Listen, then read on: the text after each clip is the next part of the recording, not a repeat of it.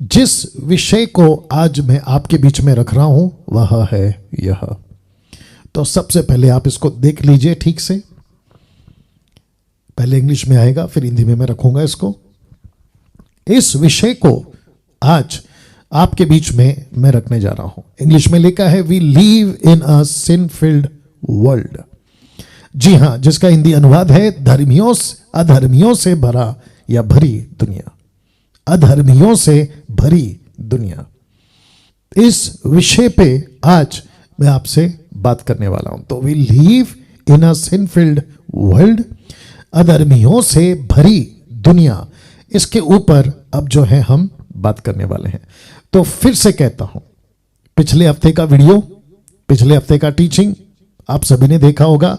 नहीं देखा है तो जरूर देखिएगा। और साथ ही साथ जिन बातों को हम रखते हैं, खास करके अगुओं के लिए, पास्टरों के लिए, लीडरों के लिए, वे सभी सीखें, मजबूत हों, बचे रहें और परमेश्वर का काम मजबूती से करें। पास्टर डैनियल, इस विषय को आपने क्यों चुना? एक वचन मेरे पास आ गया था और आप सभी जानते हैं कि पवित्र आत्मा हमसे बातें करता है। पवित्र आत्मा हमें विषय देता है, सिखाता है, ताकि कलीसियाओं को हम वो विषय पहुंचा सके। तो अधर्मियों से भरी दुनिया, इनके बीच रहने वाला एक विश्वासी। ये चित्र जो विश्वासी हाथ में बाइबल लेकर बैठा है, ये चित्र और ये दुनिया के लोग, ये दो तरह के चित्र मेरे मैसेज को समझाने के लिए, समझने के लिए आपको मदद करेगा। अधर्मियों से भरी दुनिया, इनके बीच रहने वाला एक विश्वासी। ये कौन है? ये मैं हूं। यस, ये कौन है? ये आप हैं जो ज़ूम पर हैं। ये कौन है जो अभी यूट्यूब पे देख रहे हैं? ये आप हैं। और वो सभी जो भविष्य में कभी आगे आकर मेरे वीडियो को देखेंगे या टॉपिक को देखेंगे, वे वो सभी हैं यीशु के मानने वाले, यीशु के पीछे चलने वाले, वो सभी जिसको मैंने कहा है इनके बीच रहने वाला एक विश्वासी। ये कौन सी दुनिया है? अधर्मियों से भरी, अधर्मियों से भरी। जी हां पास्टर डैनियल, आपने किस वचन को लेकर इन बातों को रखने का प्रयास किया है? और वो वचन है ये वाला, मत्ती 24:12। जी हां, आप लिखना चाहते हैं लिख सकते हैं, आप खुद पढ़ना चाहते हैं पढ़ सकते हैं, लेकिन मेरा सिर्फ इतना रिक्वेस्ट है कि जो कुछ कहते हैं उसको ध्यान से सुनिएगा। मत्ती 24:12 क्या कहता है? आइए आपके लिए रख देते हैं। लिखा है कि अधर्म के बढ़ने से, जी हां, सबसे पहली लाइन 12 वचन का, अधर्म के बढ़ने से बहुतों का प्रेम ठंडा पड़ जाएगा या ठंडा हो जाएगा। बहुतों का प्रेम ठंडा हो जाएगा। अब इसके पहले कि मैं आगे बढ़ूं, मैं चाहता हूं कि क्या कभी, ये पूछ लेता हूं, क्या कभी आपने, या जितने भी देख रहे हैं वो सभी सुन रहे हैं, क्या आपने कभी इस वचन पर गौर किया था या कभी पढ़ा था? अगर पढ़ा होगा तो क्या गौर किया था? अगर गौर किया था तो क्या इसके ऊपर आपने विचार किया था?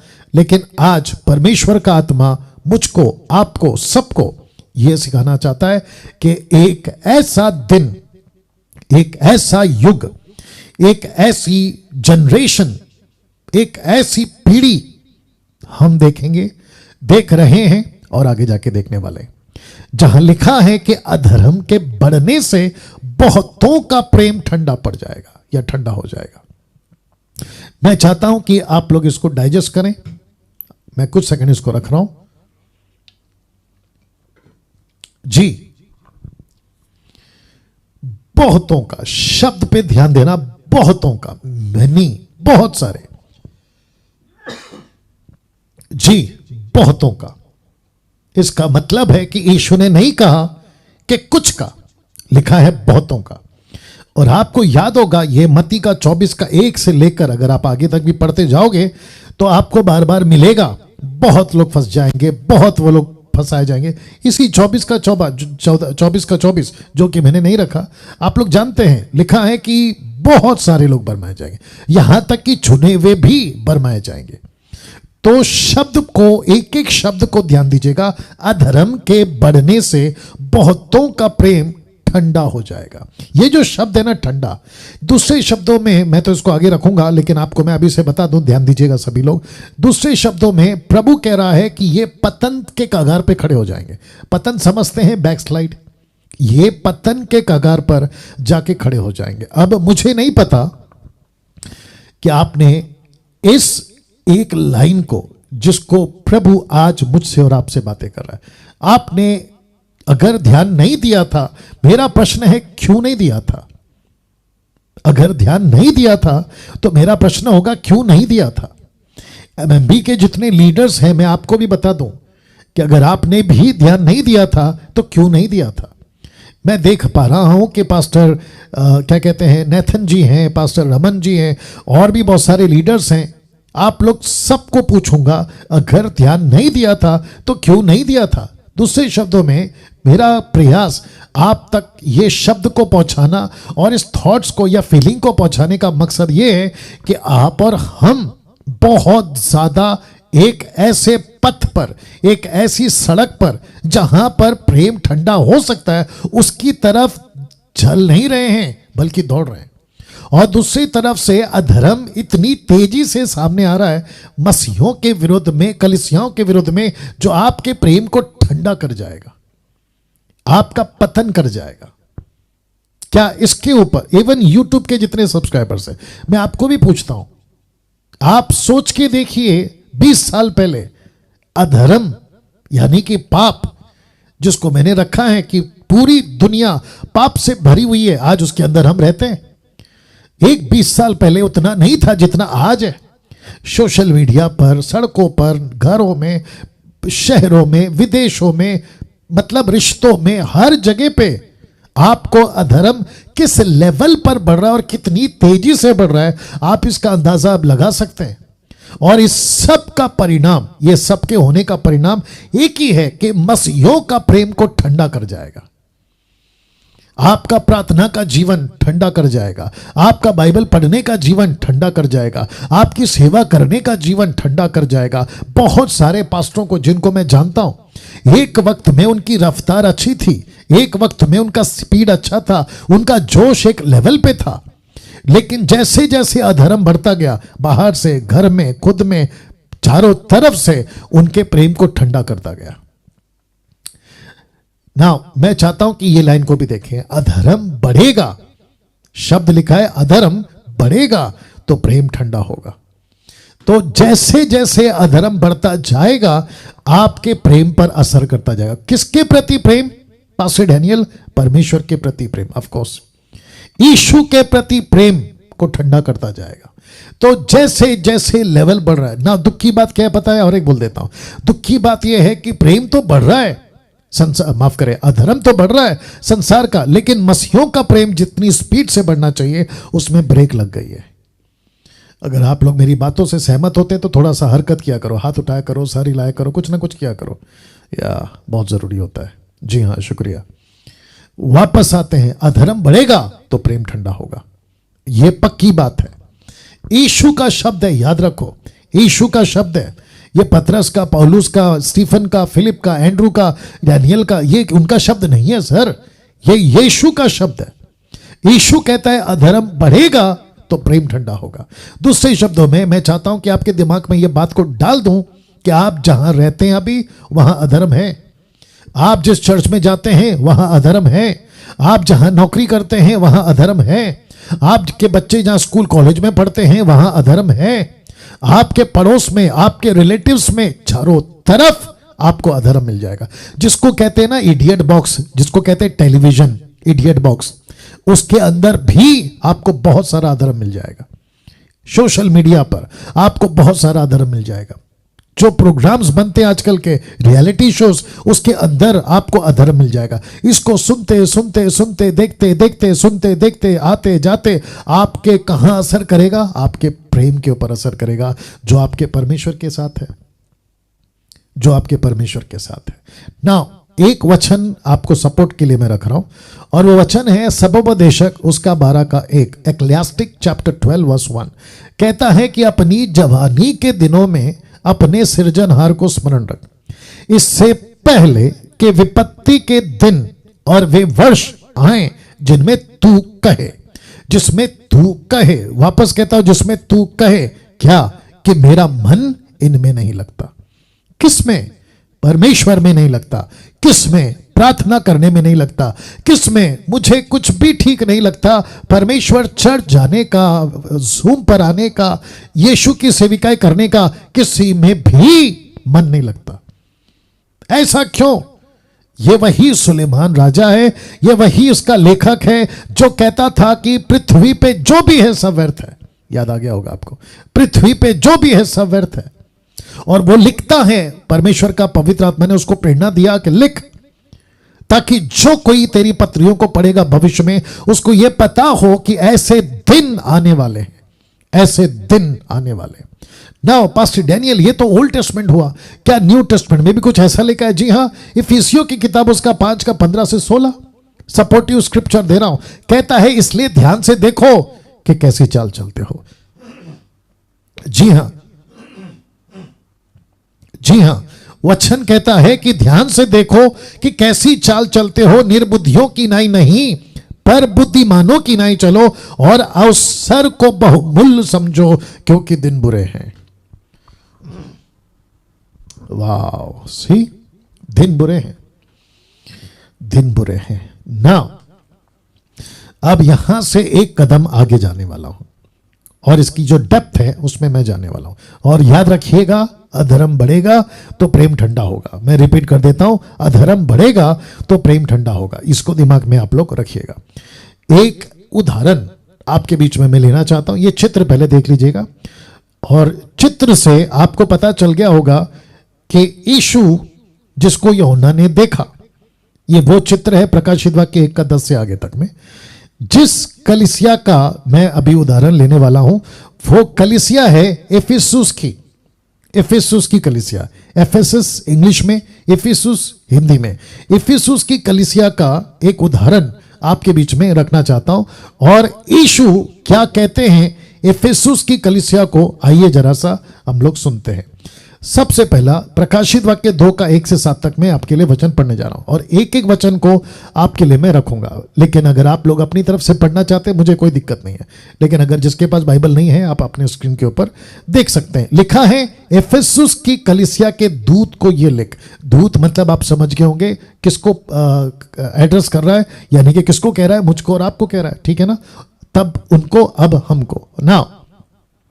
लिखता है कि जो सातों तारे अपने दाहिने हाथ में लिए हुए और सोने के सातों दिवटों के बीच में फिरता है, वह यह कहता है। कौन? यीशु।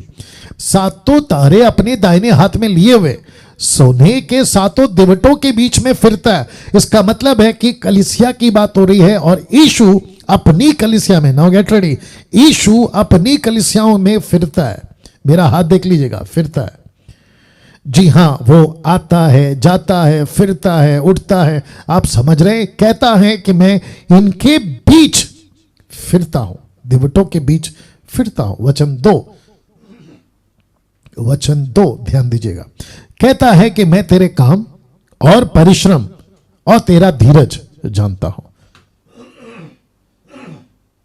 जी हां, मैं तेरे काम, परिश्रम और धीरज जानता हूं, ये भी कि तू बुरे लोगों को देख नहीं सकता, जो अपने आप को प्रेरित कहते हैं और है नहीं, उन्हें तूने परख कर झूठा पाया। इसका मतलब है कि कलीसिया का काम क्या है? जरा मुझे देखिए सब लोग, जूम के लोगों, कलीसिया का काम क्या है इस वचन के मुताबिक? झूठे लोगों को परख कर उन्हें झूठा साबित करना, यह कलीसिया का काम है। क्या बात है, बाप रे।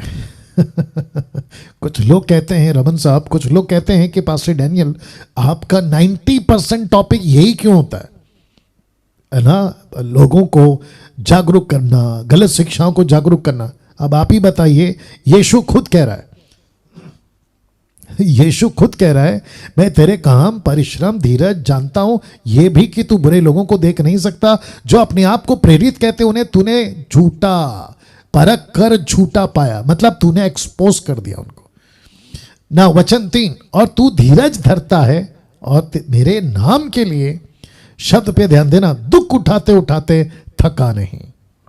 तो यहां पे टोटल 7 बातें हैं मैं रखने जा रहा हूं। पहला काम, दूसरा परिश्रम, तीसरा धीरज, चौथा बुरे लोग, पांचवा झूठे प्रेरित, छठवां धीरज 2 बार है इसलिए मैंने इसको 2 बार रखा है, और 7वां दुख उठाते उठाते थका नहीं। तो वापस से वचन को पीछे ले जा रहा हूं ताकि आपको पूरा कॉन्सेप्ट समझ में आ जाए कि इफिसुस की कलीसिया को यीशु मसीह क्या कह रहे हैं, जो 7 दिवटों के बीच में उठता आता जाता फिरता।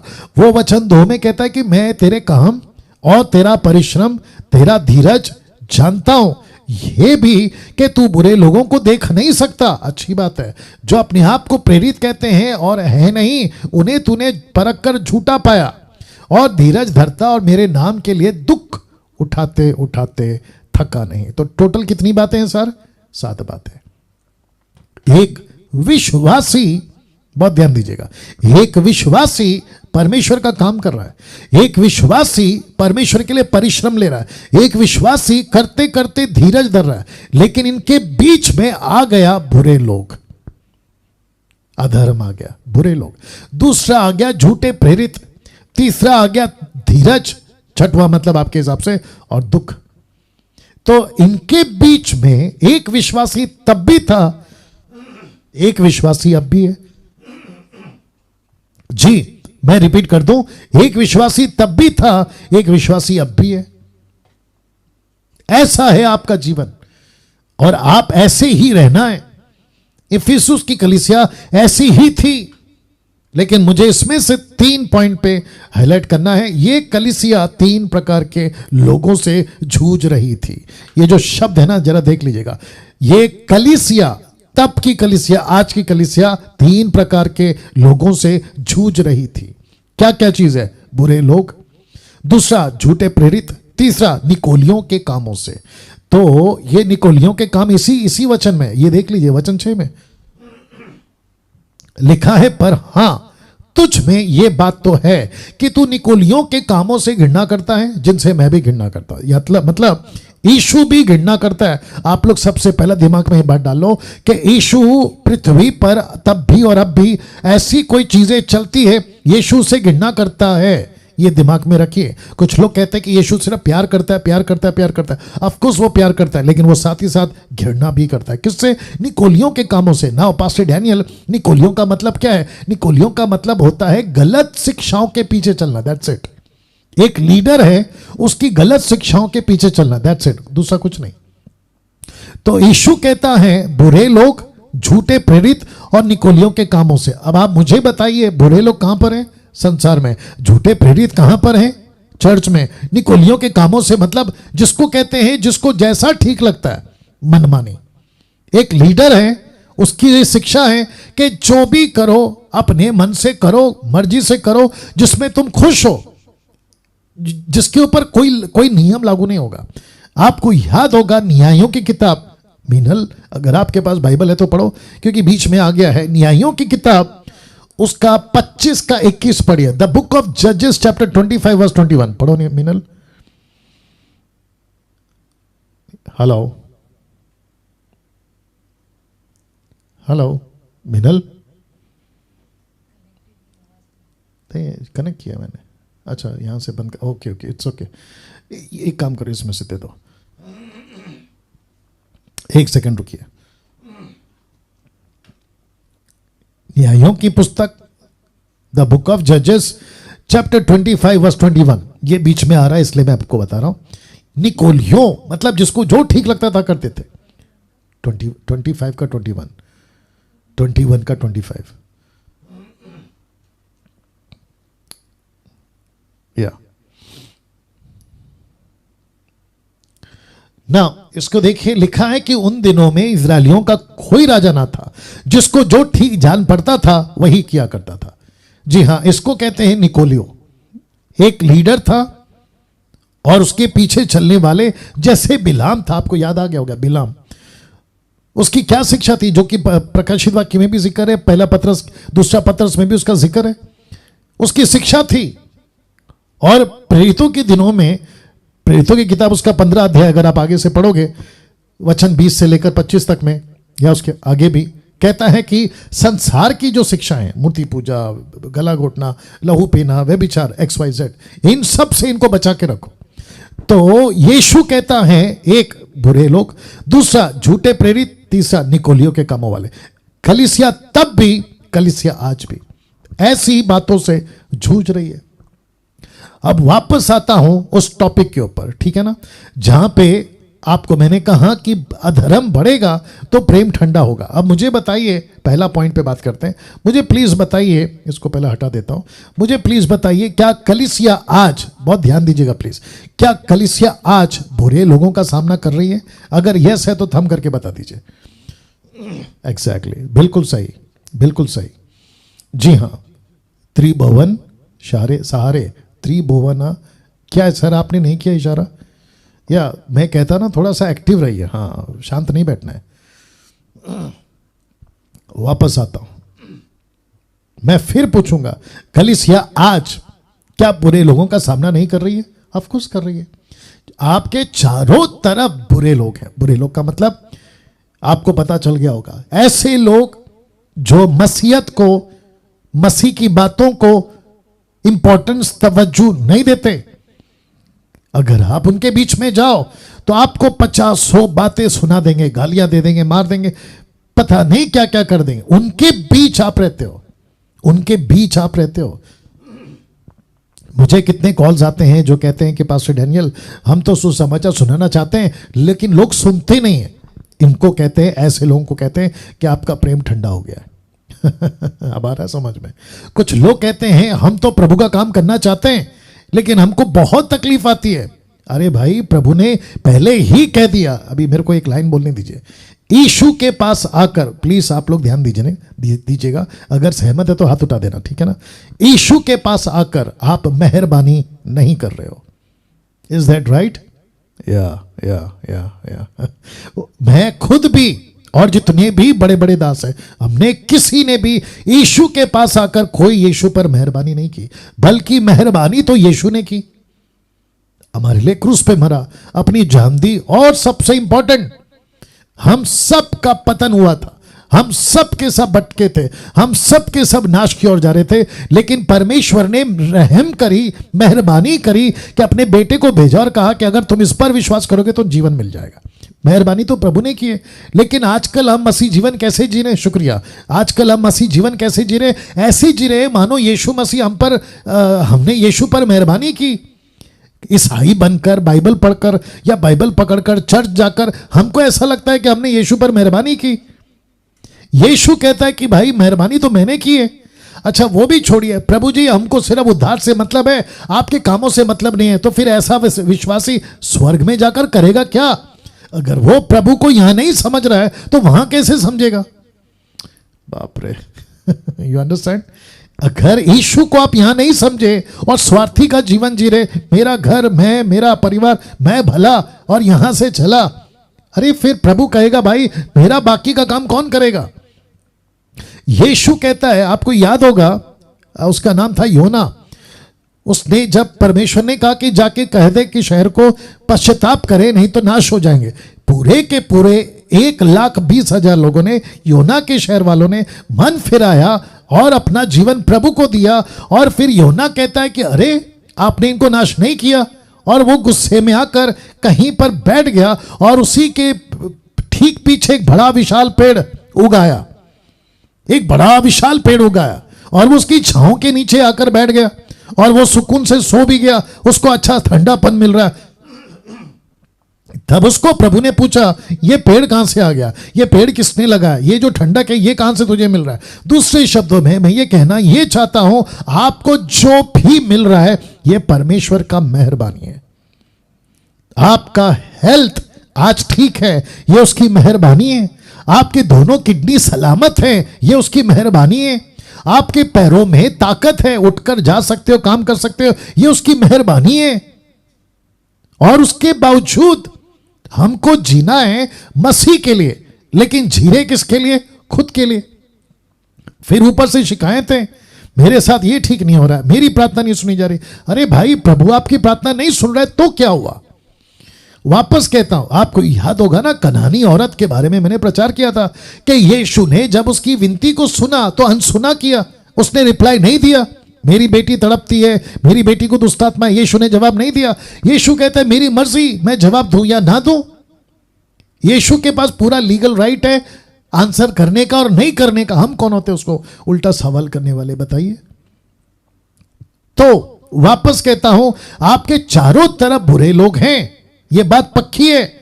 चर्च के अंदर झूठे प्रेरित हैं, यह बात भी पक्की है। निकोलियों के कामों जैसे हरकतें हैं, यह बात भी पक्की है।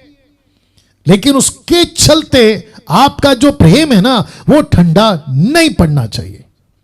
क्या पौलुस ने इन बातों का सामना नहीं किया? देखिए क्या लिखा है 2 कुरिन्थी 11:26 में।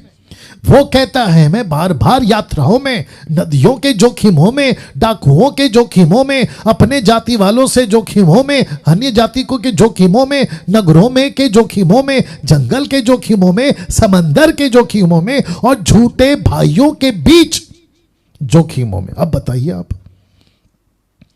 यीशु, ध्यान दीजिएगा, यीशु इस बातों को आज मुझको और आपको सिखा रहा है कि तब की कलीसिया इन सब के बीच से निकली थी, इनके बीच में रहती थी। शिक्षाओं के जो झूठी हैं उनके बीच में से निकली थी। पौलुस खुद निकला था। आप देख सकते हैं झूठे भाइयों के बीच में। आज मुझे आप बताइए, क्या हम झूठे भाइयों के बीच में नहीं है आज? ऑफ कोर्स है। क्या झूठे शिक्षकों के बीच में नहीं है? ऑफ कोर्स हैं। आप सभी जानते हैं इनके बीच में हमारा कैसा बातें हैं, आप सभी जानते हैं। और जिसके चलते पौलुस कहता है कि मैं तो ऐसा रहा, लेकिन वो आखिरी में कहता है I have finish my race, मैंने अपनी दौड़ पूरी की, मैंने अपनी दौड़ पूरी की है। या सैमसन पीटर फोकस करिए, सैमसन पीटर फोकस करिए। या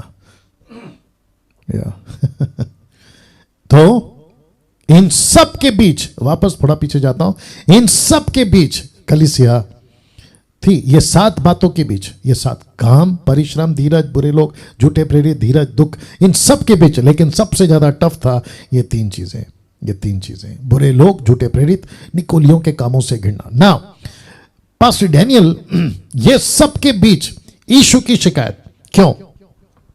इन सब के बीच यीशु की शिकायत। इफिसुस की कलीसिया सब कुछ सह रही है, बहुत ध्यान दीजिएगा। इफिसुस की कलीसिया सब कुछ सह रही है, दुख उठा रही है, झूठे प्रेरितों को परख कर अपने चर्च को बचा रही है, सब कुछ कर रही है। लेकिन करते करते करते करते इन सब का असर, खास करके 3 बातों का असर उनके प्रेम पर पड़ा और उनके काम पर पड़ा। ये देख लीजिए, पहला सा प्रेम, पहले के समान काम, इसके ऊपर पड़ गया। कैसे? मैं आपको बताता हूं।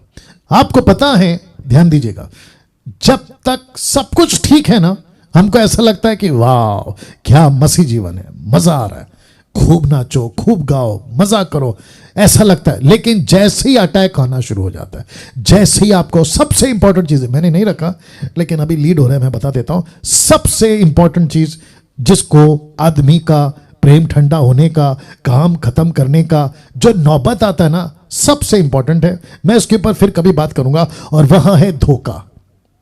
जी हां, आपने ठीक सुना, धोखा। धोखा मिलता है चर्च के पास्टर से, धोखा मिलता है परिवार से, धोखा मिलता है अगुवों से, धोखा मिलता है चर्च के मेंबरों से।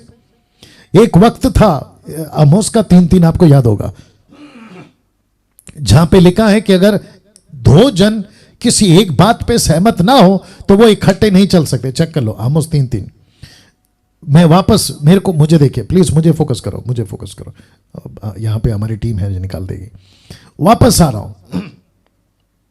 सब कुछ ठीक था, लेकिन जैसे ही धोखा मिला, झूठे प्रेरित आ गए, बुरे लोग आ गए, चारों तरफ सतावाना शुरू हो गया। ये करते करते करते, जूझते जूझते जूझते इनके प्रेम पे असर पड़ गया, और प्रेम के चलते जब प्रेम ठंडा पड़ गया तो इनका काम भी ठंडा पड़ गया। और एग्जैक्टली आज यही हो रहा है, आज यही हो रहा है, आज यही हो रहा है।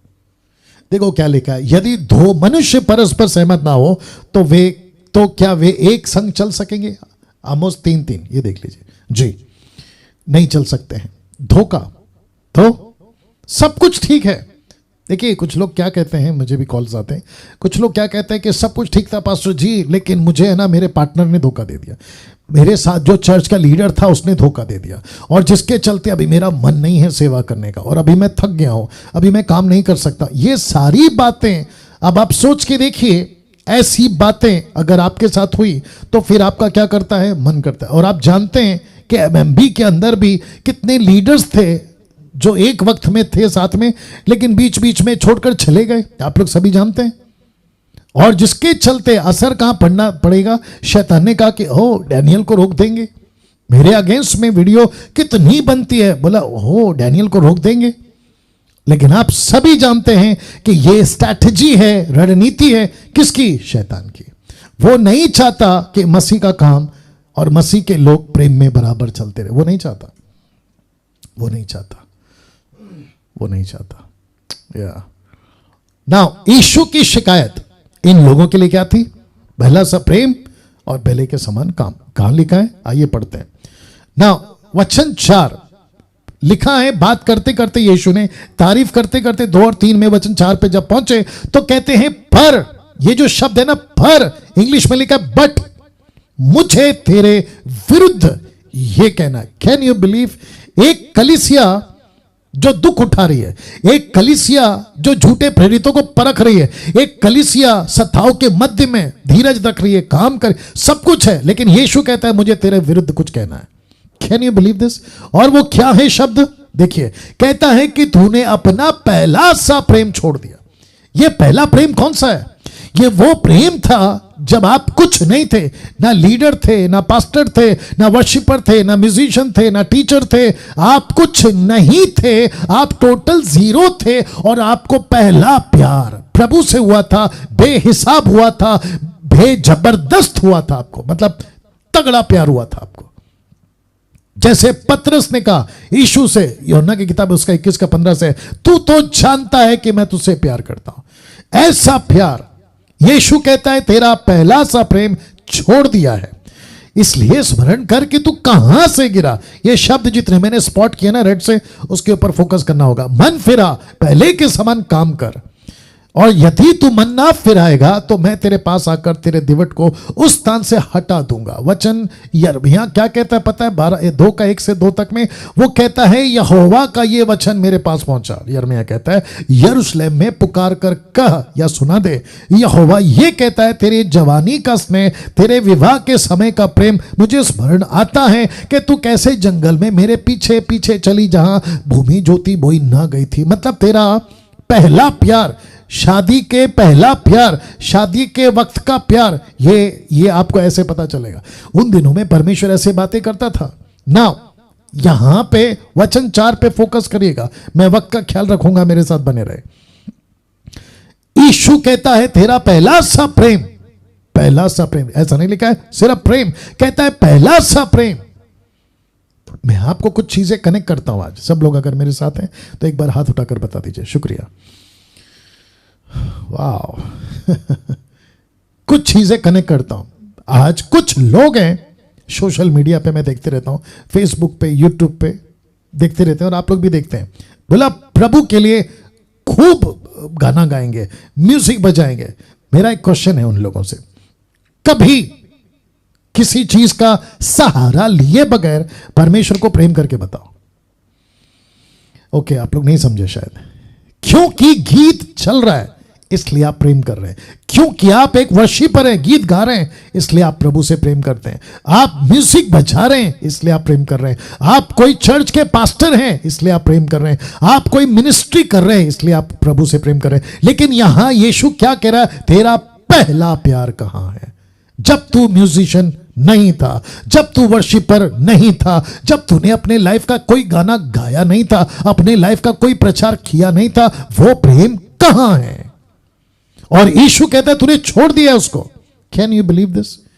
तो मुझे क्या पता चला कि इनका प्रेम क्यों ठंडा हो गया मत्ती 24:12 के अनुसार, क्योंकि बाहर अधर्म बढ़ रहा था, क्योंकि इनके लाइफ में बुरे लोग आ रहे थे। तो जितने भी एमएमबी के लीडर्स हैं, मैं आपको बताता चलूं कि विरोध कितना भी हो, आपको सताव कितना भी हो, आपके अगेंस्ट में वीडियो कितने भी बने, आपको लोग कितना भी भला बुरा कहें, इन सब के बीच में आपको एक ही चीज पे फोकस करना है कि सब कुछ होता रहेगा, लेकिन मेरा प्रेम कभी खत्म नहीं होना चाहिए जो प्रभु के साथ है। वाह, कैसा लग रहा है दोस्तों? सी या मैं जानता हूं कि इस वक्त में परमेश्वर का आत्मा आप लोगों से बात कर रहा है। परमेश्वर का आत्मा आप लोगों से बात कर रहा है। या पास्टर सुलेमान जी, बहुत बहुत धन्यवाद, वंडरफुल। मैं जानता हूं कि परमेश्वर का आत्मा आप लोगों से बात कर रहा है और आपके हृदय को झकझोर रहा है, या जो भी है आप लोग बोलना चाहें। या रमन साहब, वंडरफुल। पहला सा प्रेम छोड़ दिया। ये जो लाइन है ना, प्रभु को परमेश्वर कहता है कि मुझे कॉम्प्रोमाइज़ वाला प्यार नहीं चाहिए, समझौते वाला प्यार नहीं चाहिए। मैं आपको कुछ एग्जांपल्स देता हूँ। आपके घर का कुत्ता, क्योंकि मेरे घर पे एक डॉगी था जो मर गया है, मतलब जा चुका है, आप लोग जानते भी हैं, मैं कई बार उसका जिक्र किया भी हूँ, ठीक है ना। आपको पता है, आपके घर का कुत्ता जिसको पेट कहते हैं, आप लोग पालते भी हैं, आपको पता है अगर वो जिसको आपने पाला है एक दिन भी आपके साथ में ठीक से बिहेव ना करे, आप क्या, आपके मन में प्रश्न उठता है कि नहीं उठता? अरे यार, इसको क्या हो गया आज? सोच के देखिए, कुत्ते से आपको अगर अपेक्षा है कुत्ते से अगर आपको अपेक्षा है तो आपके फैमिली मेंबरों से कितनी अपेक्षा होगी? आपके फैमिली मेंबर में से जो आपका बहुत ज़्यादा क्लोज है, अगर वो कुछ अलग बिहेव करता है तो उससे कितनी अपेक्षा होगी? यहां तो परमेश्वर है जिसने तुमको बनाया है। वाह। तो प्रभु कहता है कि मुझे कॉम्प्रोमाइज वाला प्यार नहीं चाहिए, मुझे चलेगा, अरे ठीक है, ऐसा वाला प्यार नहीं चाहिए, मुझे पहला वाला प्यार चाहिए जो तुमने शुरू किया था। मैं आज सबको पूछूंगा, जूम पे इनको सबको पूछूंगा, where is your first love? आपका पहला प्यार कहाँ है? जिसको यिर्मयाह कहता है कि तेरे जवानी का प्रेम, और कहता है तेरे विवाह का प्रेम। अब आप कनेक्शन देखो कहां तक गया। प्रभु कहता है कि वो पहला सा प्रेम क्यों छूट गया? ओके, पास्टर डैनियल, एक नॉर्मल मेंबर से बात हो रही है क्या? बिल्कुल नहीं। किससे बात हो रही है पता है? जरा ध्यान दीजिए, एक चर्च से सवाल हो रहा है यीशु का। Can you believe this? एक चर्च के दूत से बात हो रही है, एक नॉर्मल चर्च के मेंबर से बात नहीं हो रहा है। ये बिशप हो सकता है, ये अपोस्टल हो सकता है, ये प्रॉफिट हो सकता है, ये सब कुछ कर रहा है, लेकिन इसका प्रेम ठंडा हो गया है। इसका प्रेम ठंडा हो गया। मैं सबको पूछना चाहता हूं, आपका प्रार्थना का जीवन, आपका बाइबल पढ़ने का जीवन, आपका व्यक्तिगत जीवन, प्रभु के प्रति काम करने का जीवन, आज वो पहला सा प्रेम कहां गया? किसने असर डाला? तब जाकर कहता है कि अधर्म बढ़ेगा तो पहला सा प्रेम ठंडा पड़ जाएगा। और उसका परिणाम किसके ऊपर आ गया? इसलिए स्मरण कर कि तू कहां से गिरा। इसका मतलब है आपको किसने आपके प्रेम को ठंडा कर दिया, उसको पता लगाओ।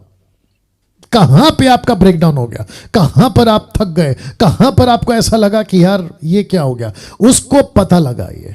नेतन साहब, उसको पता लगाना होगा, या उसको पता लगाना होगा। मतलब किस चीज ने आपको ज्यादा अट्रैक्ट कर दिया और आप उसमें फंस गए? तो अब आप सोच के देखिए, शैतान का काम क्या है?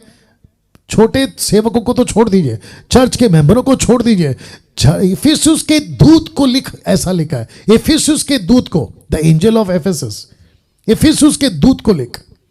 तो दूत को कहता है, जो मेन लीडर है उसको कहता है, तेरा प्रेम कहीं तो चला गया, तू कहीं से गिर गया है। किसी चीज ने, बाहर के अधर्म ने तेरे ऊपर इतना प्रभाव डाला है कि तूने अपना प्रेम छोड़ दिया। और प्रेम के चक्कर में जब प्रेम छूट गया तो क्या लिखा है मालूम है? देखो, ऊपर लिखा है पहला सा प्रेम और नीचे लिखा है पहले के समान काम। ओ ओ ओ ओ, इसका मतलब यह हुआ कि अगर आपका प्रेम ठंडा पड़ा तो उसका असर पड़ता है काम पे। तो प्रभु को काम नहीं चाहिए। मैं रिपीट करो, बहुत गजब की लाइन बोलने जा रहा हूं। परमेश्वर को काम नहीं चाहिए, परमेश्वर को पहले के समान काम चाहिए। ओहो हो, मतलब जो स्पीड थी, जो जोश था, जो जुनून था, जो तड़प थी, ऐसा काम परमेश्वर को वापस चाहिए।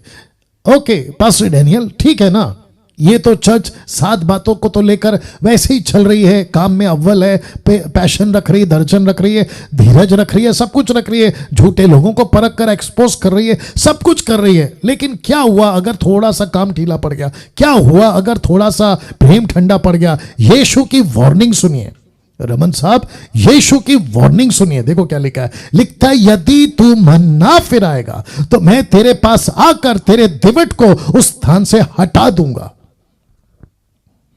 हटा दूंगा। दूसरे शब्दों में परमेश्वर कहता है तू होगा बिशप, तू होगा अपोस्तल, तू होगा रेवरेंड, तू होगा डॉक्टर, तू होगा नेशनल और इंटरनेशनल, लेकिन अगर मुझे पहले के समान काम नहीं दिखा मैं तेरे को हटा दूंगा। Can you believe this? बाप रे। यीशु की दिलचस्पी 2 चीज में है सर आज इस वचन के मुताबिक। एक, पहला सा प्रेम, और दूसरा पहले के समान काम। पहले के समान काम। अगर ये वीडियो मैं एडिट करके अगर डाल पाऊंगा तो मैं जरूर डालूंगा, और मैं उन सबको पूछूंगा जो आज टाइम पास का जीवन जी रहे हैं, वो चाहे बड़े बड़े सेवक हो, वर्शिपर्स हो, म्यूजिशियंस हो, या मुझ जैसे ऑनलाइन प्रीचर्स हो। आप सब कुछ कर रहे हैं, लेकिन आपका पहला प्रेम और पहले के समान काम। आप सभी जानते हैं कि बुरे दिन या बुरी बातें कितनी हो रही हैं, आपको पता है ना। चारों तरफ विरोध है, कभी कोई पार्टी तो कभी कोई पार्टी, कभी कोई वीडियो तो कभी कोई वीडियो आपके पास मेरे पास पहुंच रहा है। डराने की बातें नहीं हो रही है, लेकिन उसी के बीच प्रभु कहता है मेरे को बिल्कुल पसंद नहीं है अगर तुमने अपना प्रेम खत्म कर दिया, मुझे बिल्कुल पसंद नहीं है अगर तुमने अपना काम खत्म कर दिया। तो जिसके चलते परमेश्वर फिर कहता है मुझे तेरी जवानी का स्नेह और तेरे विवाह के समय का प्रेम याद आता है। फर्स्ट नाइट अगर आपको समझ आ रहा होगा, अधर्म के बढ़ने का असर। मैं रिपीट कर दूं, अधर्म के बढ़ने का असर।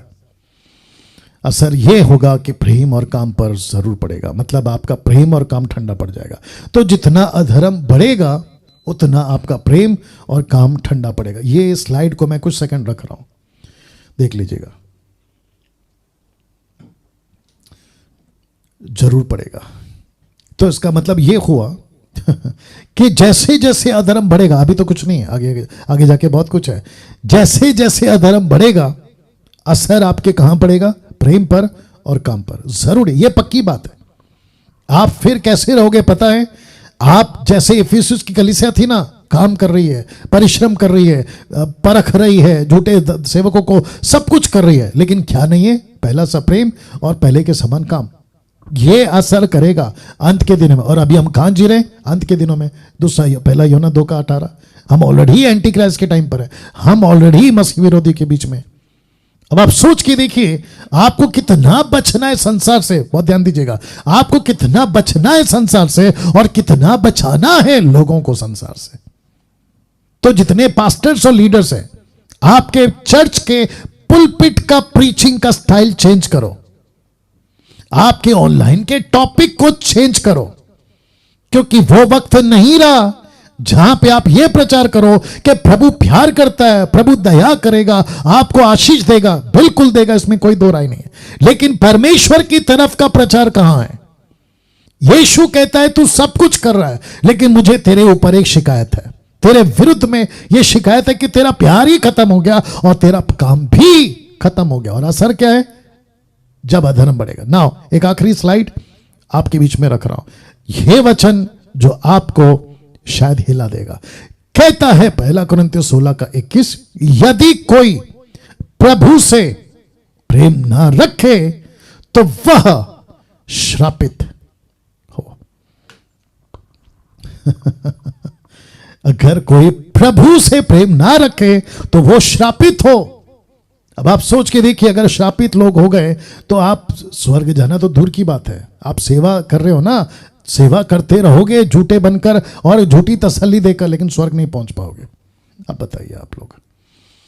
तो आज इस वचन के मुताबिक मैं चाहता हूं कि आप सभी एक दिमाग में बात रखें कि प्रभु अधर्म तो बढ़ेगा, शिकायतें बहुत हैं, बुरे लोग चारों तरफ हैं, बॉलीवुड, हॉलीवुड, टॉलीवुड, ये वुड वो वुड, सब कुछ है चारों तरफ, लेकिन उसके बीच एक विश्वासी को कैसे जीना है, इसके बीच मसीह मंथन का लीडर को कैसे जीना है, ये बहुत इंपॉर्टेंट है।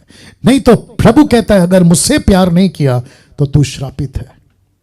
मैं चाहता हूं कि आज का मेरा ये मैसेज, आज का मेरा ये वीडियो आपका प्रार्थना जीवन अगर ठंडा पड़ गया था, आपका उसका प्रार्थना जीवन को ठीक करे, बाइबल पढ़ने का जीवन उसको ठीक करे, सेवकाई का जीवन उसको ठीक करे, यीशु के प्रति काम करने का जज्बा उसको ठीक करे और आपको फिर से लौटा कर प्रभु के पास लेकर आए। आइए प्रार्थना करते हैं। सृष्टिकर्ता पिता, धन्यवाद इन बातों के लिए, इस शिक्षा के लिए। प्रभु जी, मैं जानता हूं आज तूने कई लोगों से बातें की हैं प्रभु। मेरी प्रार्थना है मेरे स्वामी, यीशु के नाम से प्रभु, इफिसस की कलीसिया की जो शिकायत है, अगर आज मुंबई, महाराष्ट्र या फिर तेलंगाना, तमिलनाडु, कर्नाटका, राजस्थान, पंजाब या दुनिया का कोई भी कोना जहां आज ये वीडियो उन तक पहुंचेगा प्रभु, मैं प्रार्थना करता हूं कि प्रभु उनको एहसास दिला कि वो धिवट हट जाएगा अगर वो पहला सा प्रेम और पहला सा काम नहीं करेंगे। आपको महिमा देता हूं, आदर देता हूं। ये प्रार्थना यीशु के नाम से मांगता हूं, आमीन। चलिए, जितने YouTube के लोग हैं, मैं चाहता हूं कि आप लोग इस वीडियो को खूब शेयर करें, चैनल को सब्सक्राइब करें, आइकन बेल दबाएं ताकि परमेश्वर का राज्य बढ़ता रहे। या ओके।